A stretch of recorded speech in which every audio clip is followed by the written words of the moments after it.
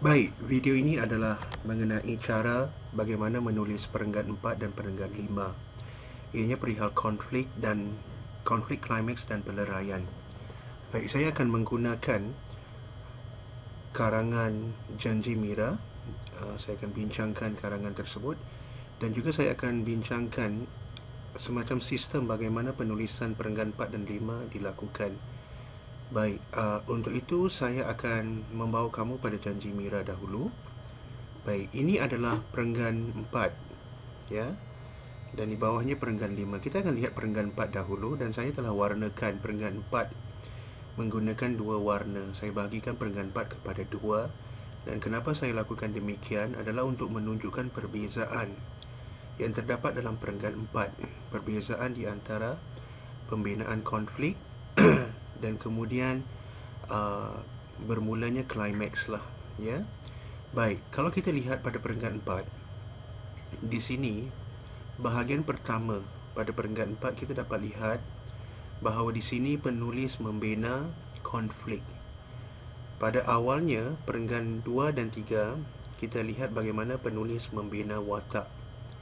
Dan pada perenggan 4 ni berlaku pertembungan antara watak.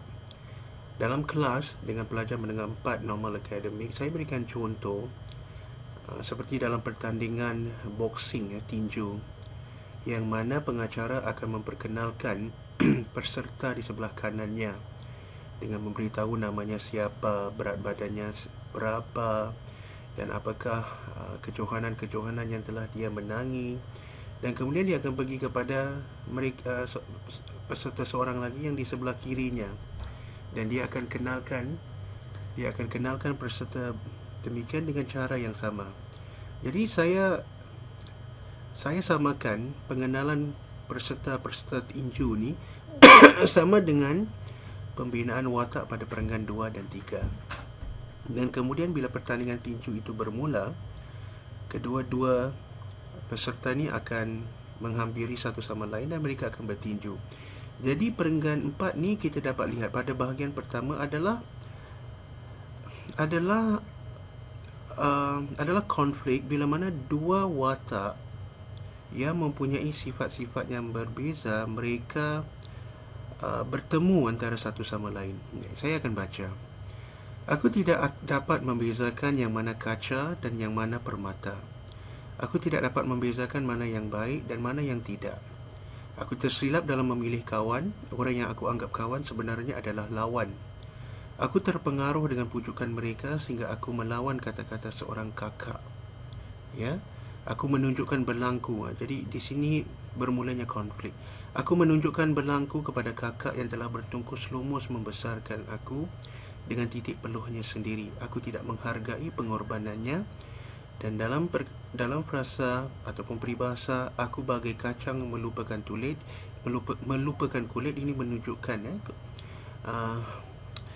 sifat konflik tersebutlah.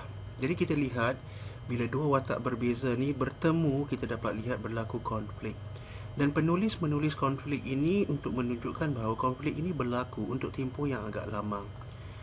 Ya, jadi bila kita bincangkan tentang timeline, bila perkara ini berlaku, ini berlaku untuk satu tempoh yang agak lama. Jadi pada masa yang lampau, dan ianya berterusan hingga ke saat mungkin beberapa ketika sebelum saat sekarang lah, sebelum berlakunya klimaks.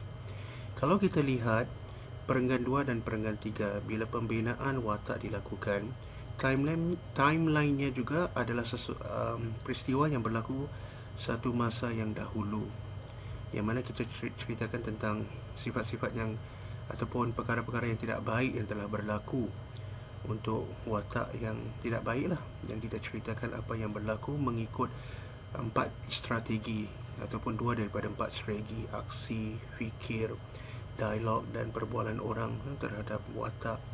Begitu juga bagi watak yang baik, kita akan fikirkan peristiwa ataupun perkara-perkara yang berlaku pada tempoh yang lalu. Jadi di sini kita lihat timeline-nya lalu tapi recurring lah, ya. Itu yang saya nak terangkan. Dan kemudian kita lihat pada perenggan keempat juga, bahagian kedua kita lihat berlaku di sini pembinaan klimaks, ya. Nanti saya akan tunjukkan Saya akan terangkan lebih jelas lagi. Jadi di sini kita lihat, pada malam kemalangan kakak, dia sedang memandu untuk menjaminku di balai polis setelah aku ditangkap kerana melakukan pencurian. Tetapi malangnya kakak ditimpa kemalangan. Jadi di sini timbul masalah, ya. Klimaks, kakak menghadapi kemalangan dalam perjalanan ke sana. Memang betul kata orang, malang tidak berbau. Kini aku hanya mampu berdoa agar kesilapanku tidak akan menyebabkan aku kehilangan orang yang amat menyayangiku. Seandainya kakak pergi, aku akan seperti orang yang buta kehilangan tongkat. Aku tidak akan memaafkan diriku sendiri selama-lamanya. Jadi berlaku konflik di sini, ya. Baik. Dan kemudian konflik ini sifatnya ianya menghubungkan dua perenggan.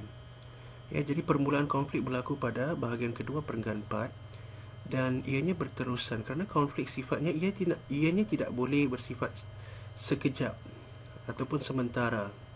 Sekelip mata sahaja konflik, maknanya klimaks itu hilang. Jadi klimaks sifatnya ianya bercorak agak lama kerana dengan agak lamanya ia menimbulkan keresahan, ya, pelbagai emosi yang wujud, dan watak-watak yang terlibat dalam cerita ini mereka akan menghadapi keadaan yang tidak bercelaru lah fikiran mereka. Jadi kita dapat lihat klimaks ini juga dilanjutkan pada perenggan 5. Jadi klimaks menghubungkan dua perenggan 4 dan perenggan 5. Jadi kita lihat sekarang bagaimana. Ada berlaku sedikit perubahan pada klimaks. Aku telah dikejutkan daripada lamunanku apabila sebuah suara menegurku. Mataku berkaca, menangislah, ya. Ini frasa berbunga. Apabila menyedari kakaklah yang memanggilku, aku menghampirinya. Dia berbisik di telingaku. Di sini sepatutnya TE, ya. Jaga diri Mira baik-baik. Kakak akan menyayangi Mira sampai bila-bila. Tiada rasa marah yang hadir di hati kakak. Kakak maafkan Mira. Pulanglah ke pangkal jalan untuk diri Mira. Kembalilah ke landasan yang betul. Kakak mahu Mira berjaya. Sampaikan salam lah. Sepatutnya salam kepada Abang Zul. Bukan dalam salam, ya. Yang kakak amat sampaikan. Oh, tak perlulah, ya, tak perlu salam. Sampaikan kepada Abang Zul yang kakak amat menyayanginya. Maafkan kakak Mira kerana kakak harus meninggalkan Mira. Mira harus tabah. Itulah kata-kata yang terakhir sebelum dia menghembuskan nafas terakhirnya dan memejamkan mata. Jadi di sini akhirnya klimaks. Dan kemudian daripada situ bermula peleraian, yang mana Mira ni sedar akan kesilapannya dan berazam untuk berubah. Jadi kita dapat lihat. Baik, cikgu nak bawa perhatian kamu kepada grafik inilah untuk menunjukkan dengan lebih jelas, ya. Kita dapat lihat di sini adalah perenggan 4 P4. P4 ni adalah perenggan 4 dibagikan kepada dua bahagian. Dan kemudian di sini kita lihat P5. P5 juga adalah perenggan 5 dibahagikan kepada dua bahagian. Jadi kita dapat lihat urutannya begini. Bermula dengan konflik.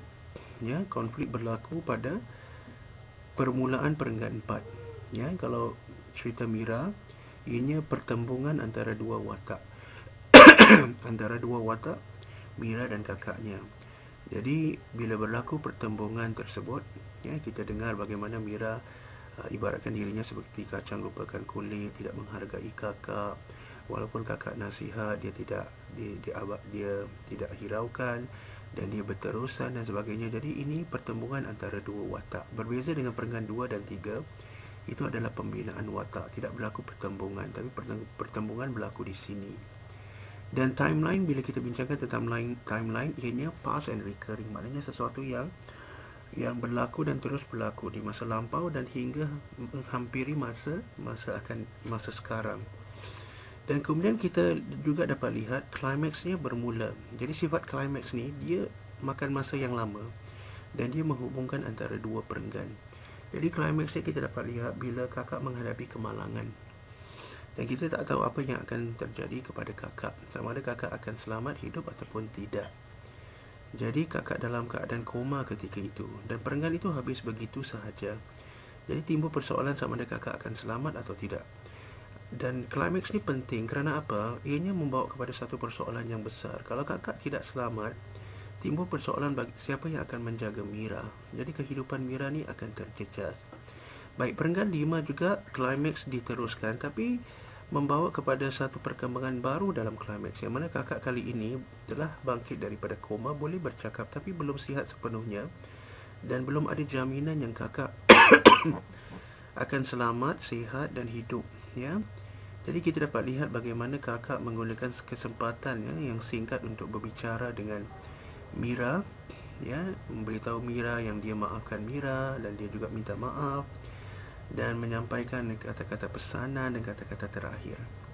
Ya, jadi kita masih tertanya-tanya adakah kakak akan selamat atau tidak. Jadi kita dapat menganggaplah mungkin masa kakak untuk tinggalkan dunia ini sudah hampir. Jadi peleraian bermula bila kakak meninggal. Ya, ini bagian peleraian. Dan di situ juga kita lihat bagaimana Mira telah bertekad untuk berubah. Jadi itu berlaku peleraian. Baik, saya nak cakap tentang klimaks. Bila kita memikirkan tentang klimaks, satu keadaan, di sini satu kehilangan. Klimaks ni haruslah sesuatu yang berlaku dan sifatnya besar. Perkara yang besar. Kalau perkara yang malang, ianya satu malapetaka yang besar. Dan ianya menjejas watak-watak lain. Jadi dalam contoh ini watak utama Mira. Kehilangan kakak akan membawa padah kepada Mira. Kerana apa? Mira akan rasa bersalah seumur hidupnya. Mira akan rasa terkilan, ya. Mira akan rasa tidak ada orang yang akan menjaga Mira. Mungkin ada, tapi kita tidak tahu. Persoalan ini tidak diselesaikan dalam karangan ini. Jadi maknanya berlaku perubahan besar dalam kehidupan watak-watak yang lain. Jadi kalau kita cakap tentang kehilangan itu mesti besar. Tak bolehlah kehilangan nyawa kucing yang mati.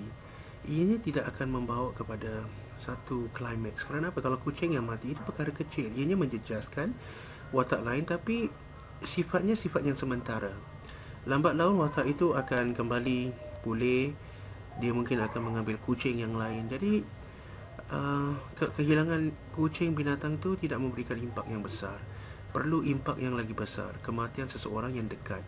Kalau kematian seseorang yang jauh, bintang filem sebagai contoh, juga tidak memberikan impak seperti klimaks yang kita lihat, bila mana kematiannya melibatkan seseorang yang dekat.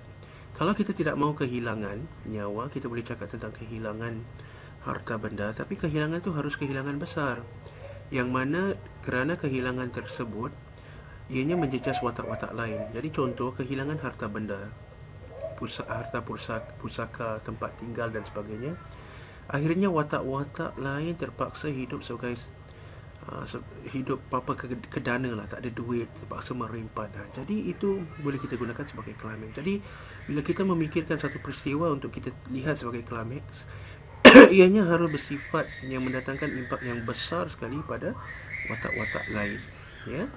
Jadi ini contohnya, dan di sini kita lihat perbezaan timeline.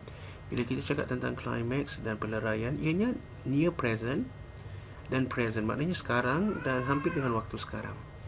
Jadi ini kita dapat lihat sifat yang berbeza. Saya harap penerangan saya jelas. Ada satu peristiwa yang ada satu perkara yang berlaku pada seorang pelajar. Pelajar ni bila dia membina watak, maknanya perenggan 2 dan perenggan 3.